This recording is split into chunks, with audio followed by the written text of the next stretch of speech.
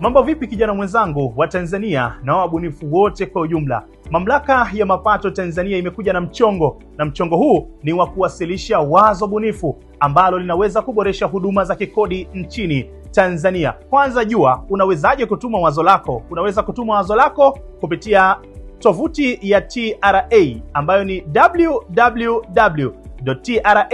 www.tra.go.tz.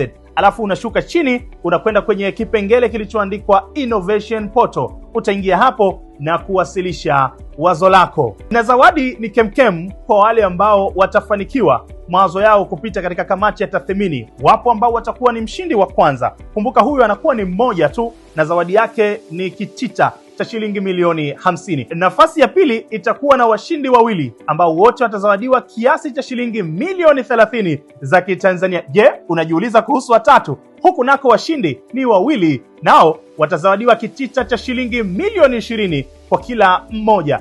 Lakini hata wewe ambaye utashika nafasi ya 4 hatujakusahau. Nakumbuka nafasi ya 4 washindi watakuwa ni 15. Hawa wote watazawadiwa kitita cha shilingi milioni 10 kwa kila mmoja. Lakini tumesema wazo lako linazingatiwa. Endapo tu litafanikiwa kupita katika kamati ya tathmini, utazawadiwa kiasi cha shilingi 100,000. Na hawa watakuwa ni 1,000 ambao watafanya idadi kuwa ni 1,020 ya watakaozawadiwa. Na kamati huru hiyo imeundwa na wajumbe ambao sio watumishi wa Mamlaka ya Mapato Tanzania TRA.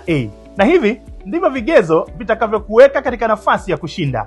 Kigezo cha kwanza, wazo lako liweze kusaidia kupanua wigo wa kodi nchini. Cha pili ni kupunguza gharama za makusanyo. Cha tatu ni kutumia AI ama akili mnemba, wapo wanaosema akili unde, katika kurahisisha utoaji wa huduma.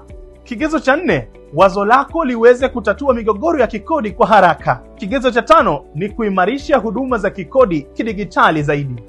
Kigezo cha 6, wazo lako liweze kusaidia kurahisisha makadirio kwa biashara ndogo ndogo. Wewe mbunifu wa Tanzania unaweza kutuma wazo lako kuanzia sasa mpaka tarehe 31 Julai 2026. Na hii ni nafasi yako ya kuweza kutoa mchango wako kwa taifa lako katika kuboresha huduma za kikodi nchini. Kodi yetu, maendeleo yetu. TRA, pamoja tunajenga taifa letu.